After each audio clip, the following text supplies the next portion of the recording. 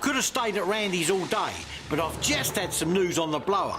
I'm told there's an American tank called a Sherman coming onto the market. Not here in America, but back in Blighty. We've got to go and see these people. We got the chance to buy a Sherman tank. It's a strange irony that a lot of German stuff found its way over here to America, and a lot of American stuff ended over in Europe. Running Shermans are super rare. Time to blag an earlier flight. There's no time to lose. A Sherman is one of those iconic vehicles that any collector really wants to have. They're awesome things.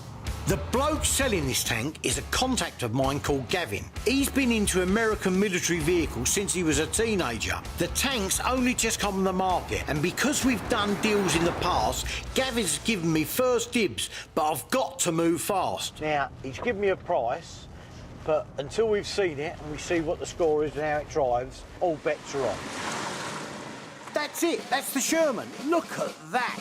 What an amazing beast. Well worth doing the red eye for. Gavin? Hello. Oh, hello, mate, all right? Pleased Yeah. to see you, all right? Remember Freddie? I do. All right, go. See you again. Yeah. You might have washed it for me, you know what I mean? It's got that combat look. Yeah. So it's a 1943.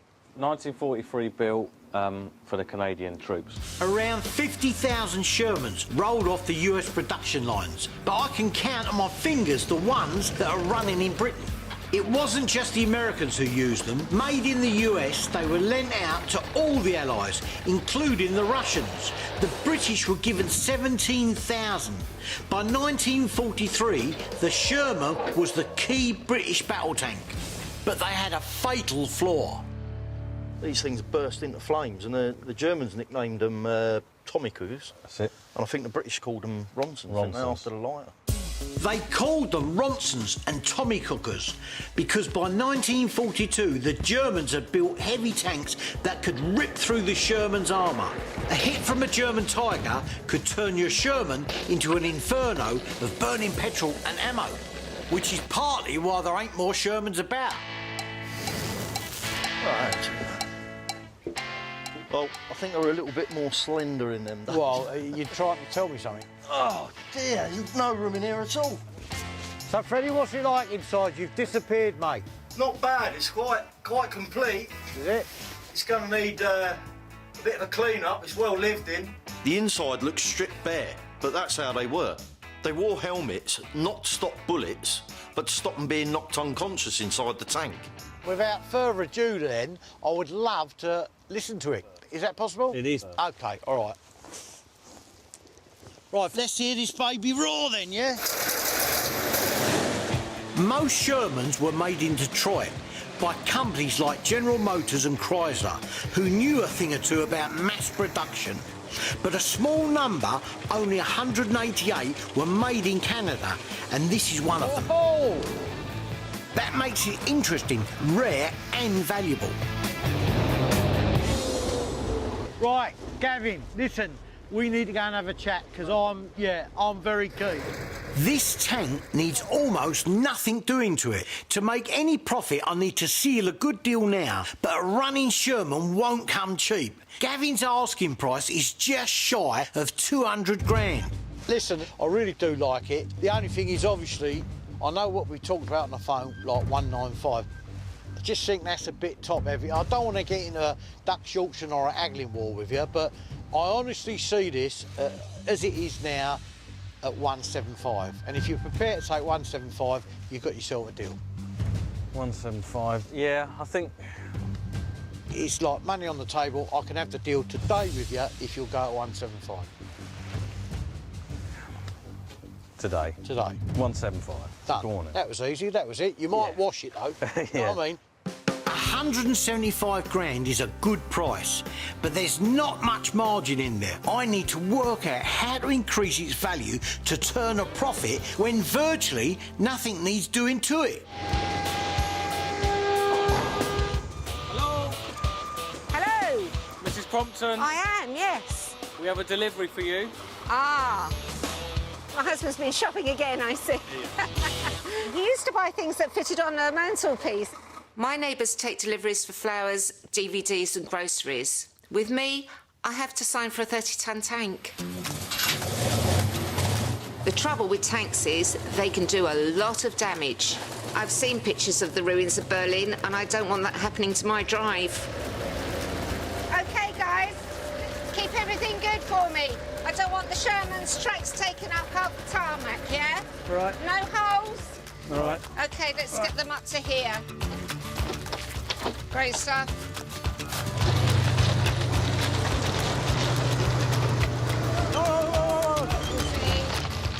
Tanks are noisy, so like with helicopters and planes, tank crews use hand signals to communicate with each other. Sue knows them well because she's been married to Bruce for over 30 years.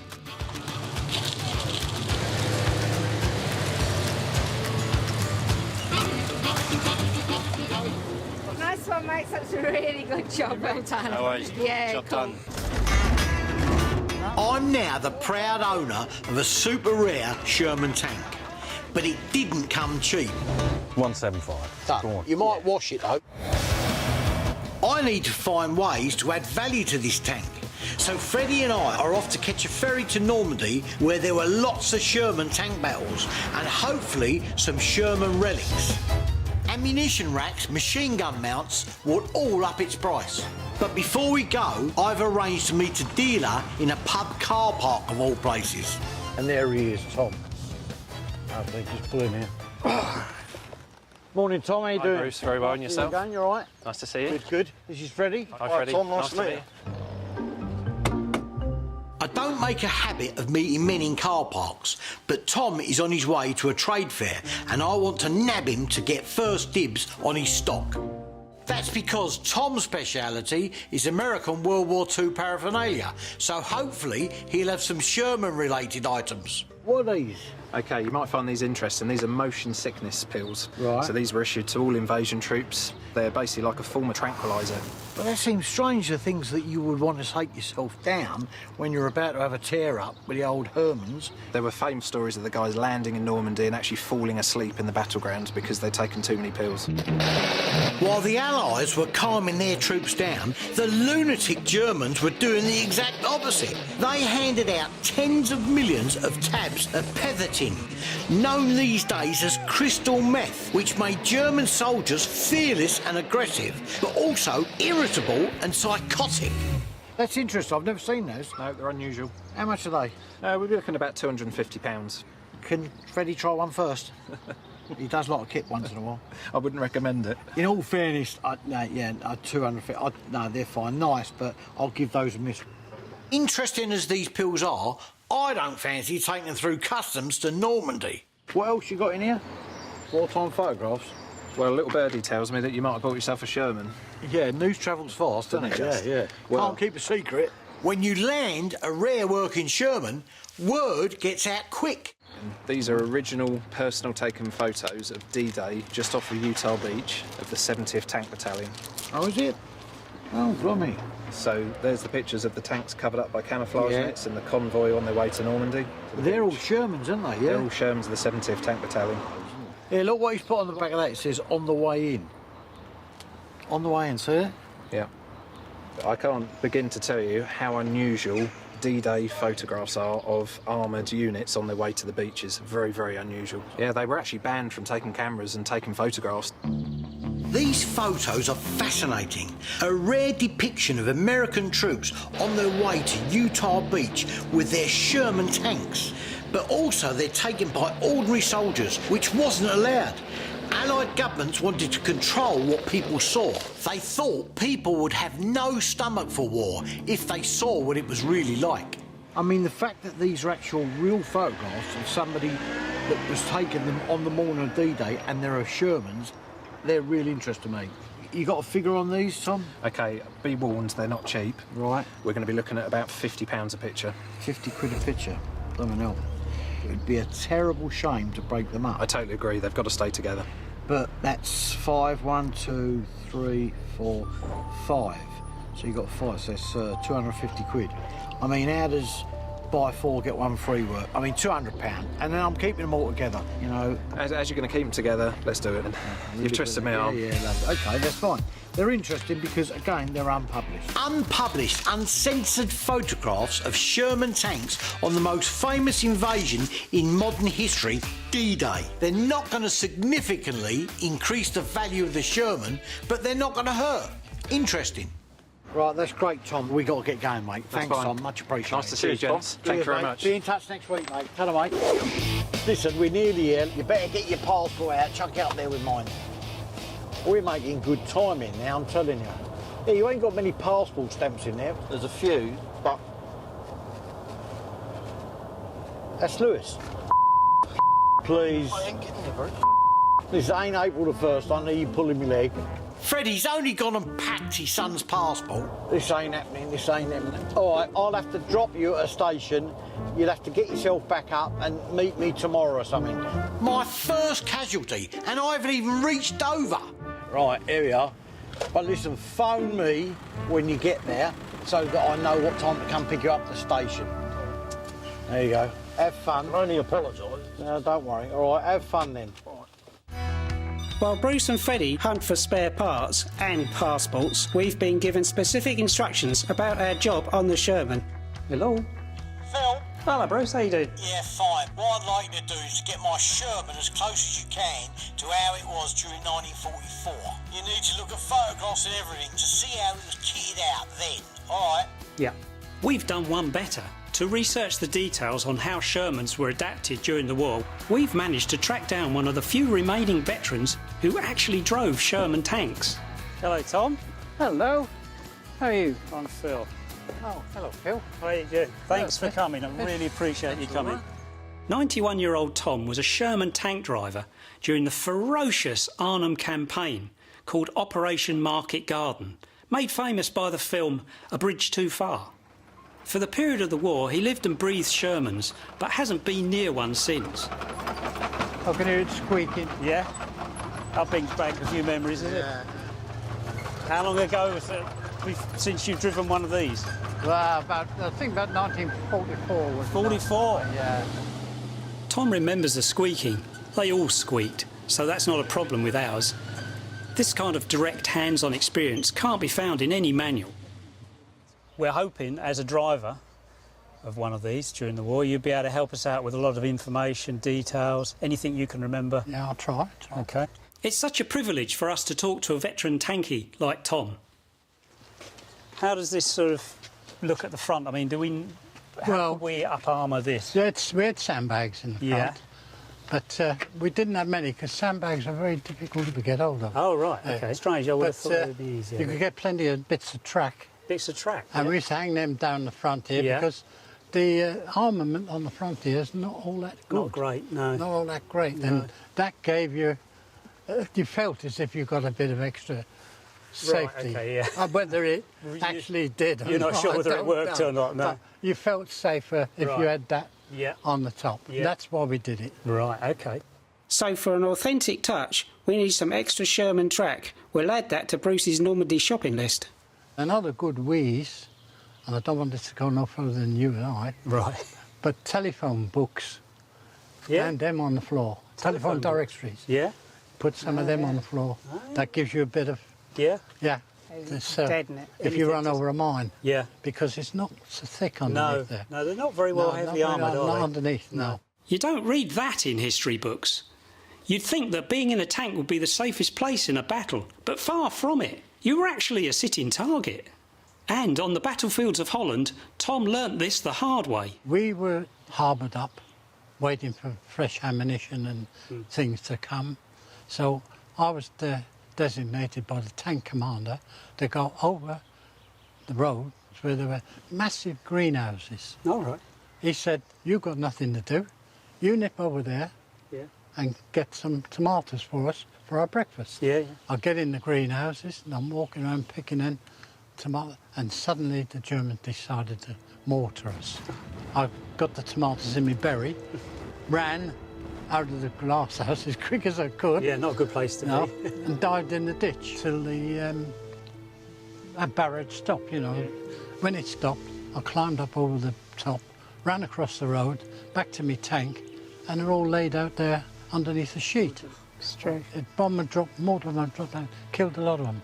So I was really dead lucky. Being designated to go and get the tomatoes. More than 50,000 Allied troops died during the first push into Nazi-occupied Europe. The death rate amongst tank crews was horrendous. It was amazing Tom even made it through. So what do you reckon then? What do you reckon on it? I think it's quite nice. It's nice to see them again, to be reunited with them, but I'd love a ride in one if you can manage it. Giving Tom a ride is the least we can do. It's been an honour to meet a man who risked his life driving these machines in war.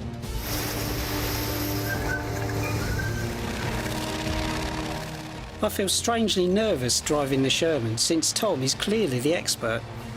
But he seems to be enjoying himself perched on top. So how did that feel after 70 years? That's all right. It's all right. It's the first time I've ever been in this position. Yeah. So he did all right then? Yeah, it was all right. Yeah, Good. that's quite good. And thanks for the drive. That's all right. You You're did well, welcome. really. Praise indeed from the man who drove this on battlefields.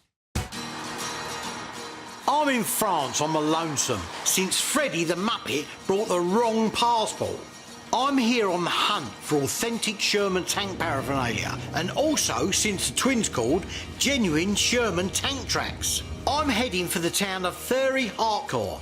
I have photos of where Sherman tanks were involved in a massive tear-up that destroyed 3/4 of the place. And in my experience, the one person that knows about this stuff is always the mayor. All I got to do is find him. Fortunately, I'm trilingual, as in, I try to make everybody speak English. Excuse me, hello, do you speak English? No. Oh, no, sorry, all right. My French ain't very good either. Bonjour. You speak English? A little bit. Lovely, fantastic. Is there a mayor, the mayor's office? Yeah, the mayor. Yeah, where's he? Where do I find him? C'est où la mairie? Bonjour. You just have to go up the street, then you turn on the right, and you'll be on the square, and you'll see the building right in front of you. Lovely. All right, I'll do that. Listen, while I'm here, can I have a fromage baguette, please? Yes.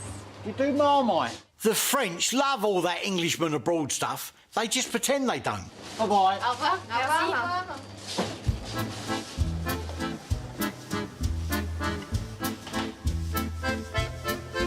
I'm not sure if the receptionist understood what I was on about, but I've blagged my way up to the mayor's office.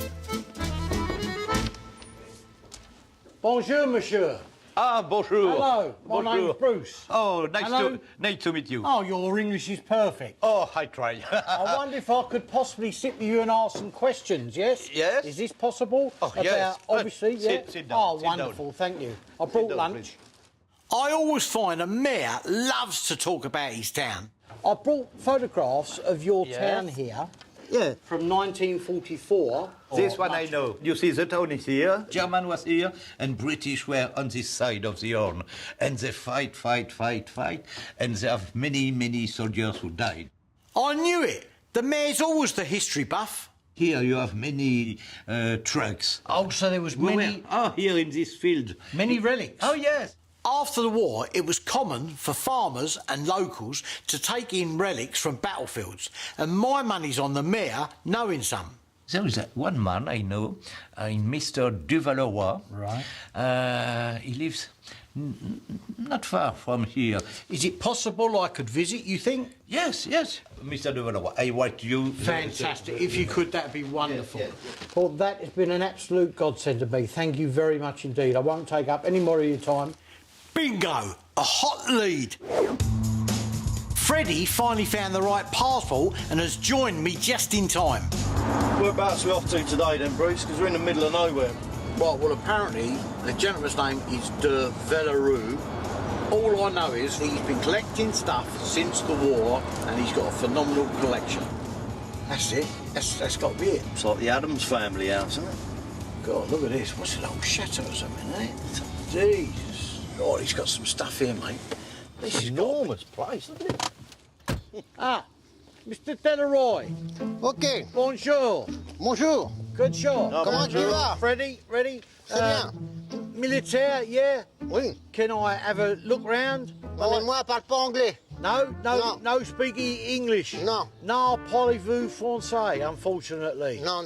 I'll let my eyes do the talking, yeah? Possible? Have a look round? Have a look? Yeah. Oh, okay, lovely, yeah. Bon anglais ou mauvais anglais? Fantastic. Bon anglais. Bonglais. Bon anglais. Do you understand what he's saying? I haven't got a clue. I've got a squiddly. Camarade à moi, parle anglais. Oh, right, you're going to phone one of your pals, yeah? Ok, j'appelle mon copain. yeah. Oh, we. Oui. Yeah, let's go and have a look at this. It's very nice militaria. Oui. Mr. de Villeroy's hoard is humongous. Not least some gigantic German oil drums I spotted on me drive in. I've never seen one this big. Oh, they're interesting. Really. Who's this? Oh, here, look. Nigel! Hey, Bruce! You old devil. It had to be Is you. that who's been on the phone to? Oh, he's just rung me. No, I didn't know you were nice this to close see to you. Yeah. It's a small world. Nigel is an old dealer mate of mine from Blighty, who apparently now lives out in this neck of the woods and speaks the lingo. So now, with an interpreter on board, business can begin. Nigel, listen, I've got to tell you, he's obviously got a lot of stuff here, but I always like to break the ice a little bit. Them drums, but I've never seen one that big. Could you ask him how much them two? C'est Monsieur de Villeroy pour les deux, combien? 100 euros. 100 euros for the two. 100 tours there too. Done, sir. Thank you very much, sir. Ok. Bargain! What a start! These World War II German fuel drums go down a storm with the reenactor crowd. So what was this, a cheese factory? Oh, cheese factory. Ancien fromagerie. Oui, camembert. Camembert. Oh, yeah. I love a bit of camembert, me. Yeah, look at this, like horses. I mean, I'm not a horsey man, but this is interesting. Germany. All horse saddlery from Germany. The Germans weren't as good at mass-producing vehicles as the boys in Detroit. And anyway, Hitler's failure to conquer Russian oil fields meant they were all short of petrol. The answer was horses, millions of them, and whole companies of farriers and vets to look after them. Now, I haven't got any of this sort of saddlery stuff, but it'd be nice to have maybe one bit. I mean, is it possible he would sell one? No, I'm not into the horse. I had a girlfriend look like that once. What I would be interested in is maybe one set. Would he possibly? Voulez-vous vendre juste une pièce? Or c'est pas Non, je garde pour mettre sur mes chevaux. He's keeping for his horses and for his museum that he's opening in Condé. All right, he's opening a museum. Opening a museum. Never mind the horses, out the corner of my eye I see something that will add a lot of value to my Sherman tank. I'm excited, but I've got to act cool. Oh, OK. It's a Sherman trailer, monsieur, yeah? Oui. That's a wartime one as well, Freddie. Bingo! This M15 semi-trailer would have been used to haul British Shermans from battle to battle. Restored and with the provenance of coming from Normandy, that's exactly what I'm after. Tommy lad, you know, you imagine get that Sherman on this, get this done up, and, you know, you got a nice rig, haven't you? What's it look like underneath? It's not all rotted away, is it? It's all quite intact inside here, Bruce. Looks like all the fittings and fixtures are here. But it's still structurally sound. This would be a reasonably simple project. I just think it's nice. It'd be nice to be able to park the Sherman up on this, out of the way, you know. Could you ask monsieur if this is for sale? C'est voulez-vous vendre? Ah non, je suis pas vendeur. No. Was he going to do this up going to the museum? C'est pour le musée? Oui. No one loves a military museum more than me, but I really want this Sherman trailer. No, he says he's not a dealer, he's a collector. Right. It's so frustrating. Turns out almost nothing here is for sale. The twins have texted me asking me for some Sherman track, but I ain't going to get it here. However, Mr. de Villeroy has taken pity on me and directed me to some fella called Pascal up the road. I get the feeling his collection isn't as big as de Villeroy's, but at least it's for sale. Ah, bonjour. Ah, Mr. Pascal. Hello. Hello, mate. Bruce. Very nice to meet you. Pascal apparently has a rare permit to explore the surrounding fields with a metal detector. This is real military archaeology. Freddie, look. Our fantastic Sherman. Now, it might look rough, but this Sherman track will come up really well. This is just the kind of busted track a Sherman crew would have used for added protection. Just what the twins asked for. I'm happy with that. That's great, mate. I'm after this Sherman track and a few other choice items, but Pascal is a little sensitive about talking money. Can we go work out a deal for parts? Yeah, mate? Yeah? You're too good, Oh, lovely. Thank you. He drags me into the shed to haggle. So sadly, the modest deal we agree is between me, Pascal, and the shed door. We get it on the bench, give it a go and see how it comes up. That sounds good. Bruce's rusty Sherman track has arrived on the first ferry back from France. He wants it cleaned, painted and put on his tank pronto, so we've brought it straight to a specialist shop blasters. That's coming off really well, isn't it? Really quick. This guy has specialist equipment that will take minutes to do what would take us days. Good enough? Yeah, they're good. Stuck on the front of the old tank there. This is the life. Stand back and let someone else do the work. Amazingly quick. Yeah. Oh, that should look good on the old Sherman tank. A lick of paint later, and it's now time to put veteran Tom's battle plan into action. Put 2 rows of track on there and then packs a couple of sandbags around it. Yeah, okay. Right, let's just do it.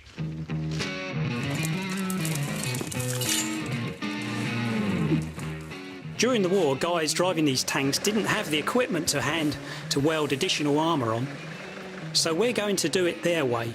Lay the tracks on the front and wedge them in place. Right, that's it. Just get the tracks in there, one bit there, one bit there. Okay. We'll fill in with a couple of sandbags. Sandbags, yeah, wherever we need to get a bit of space. Okay. Right, okay, get the truck motivated. Sherman tanks had different types of track depending on the terrain. Some rubber and some plain steel. Hey, take it real easy. I don't want to damage anything when this goes in. This metal version is called the Chevron. And when you think that each individual tread plate weighs over 16 kilograms, you can understand why we're using the forklift. Right. Whoa, slowly, slowly. All right, that'll do. You want to try and get the other one in there? Adding a hefty chunk of track may protect the Sherman from bullets, but it'll also slow you down. But for peace of mind, you can appreciate why the crews did it. Well, that's down there. They ain't going anywhere. These will be better because they're in plastic bags. Yeah, they're inside so they won't rot so badly. That looks good. I think Tom would be proud. I've bought a lovely Sherman tank that needs very little doing to it. So to add to its value, the twins have followed the advice of a genuine veteran Sherman tank driver and put spare tracks on the front, just as they would have done in World War II. And to tempt potential buyers to put in their highest bids, I'm shooting a battle reconstruction to make them drool over the Sherman. So I've lined up a cast of thousands, including Gavin, who sold it to me. Ladies and gentlemen, good afternoon, you all. Thank you very, very much for coming. I really do appreciate it.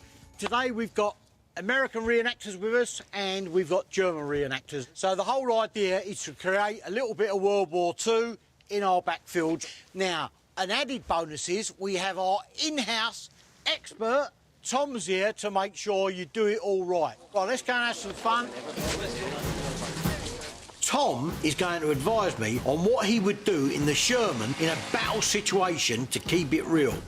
And obviously, I don't want my Sherman or any of these kind volunteers damaged, so I've invited up some of my armourer mates to create the bangs and explosions. Tom and I have devised an historically accurate scenario for my promo based on the Allied liberation of France. An American M8 and an M3 troop carrier have smashed their way through the Normandy beach defences and are on their way to Berlin. Lying in wait for them, though, a German PaK-40 anti-tank gun and infantry armed with an MG-42 machine gun. This is exactly the type of attack that really took place, and my Sherman is going to save the day. I can't wait. All right, Tom, we're about to get started here. Now, I'm going to film the whole thing. Yeah. Are you sitting comfortably? Because you Yeah, is all right. my director here. Yeah. Right. Ready? Action! Here come the Americans, nice and slowly.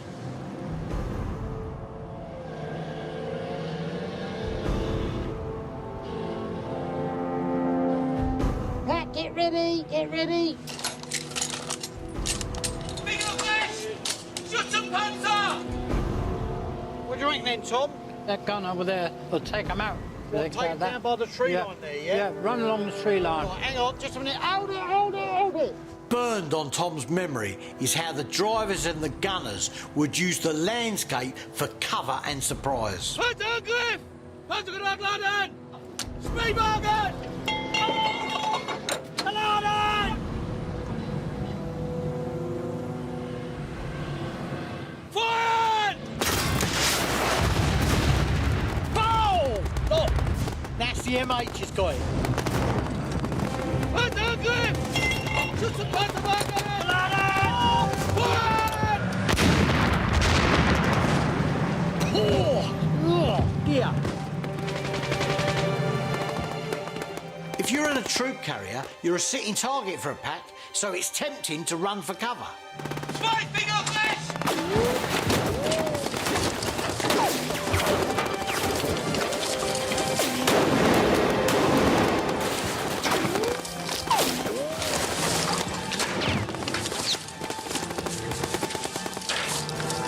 Play dead! Play dead, down! Hey, get the Sherman up, Sherman up. Here it comes, the hero of the day. Right. Make sure you keep your hold down. Hold the hold down. Hold the hole down! Oof!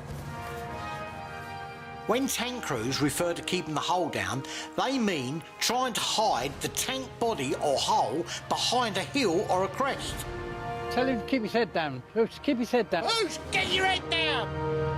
Oos, he's standing like he's on guard at Buckingham Palace. He'll get his head shot off. Angriff rechts! Stellungswechsel! Oh no, head on, head on. Make yourself a smaller target. Oos, turn!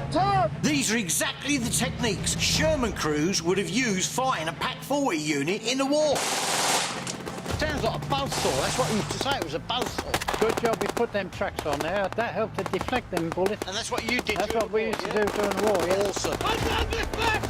Stellungswechsel! Get the machine gun on top of the tank guy. Man on the top, fire him, the 50 caliber, fire! Right, okay! Fire in the 50 cal! On the top of this Sherman, a 50 caliber Browning, a fearsome weapon. Who's taking out? Use the gun! Fire!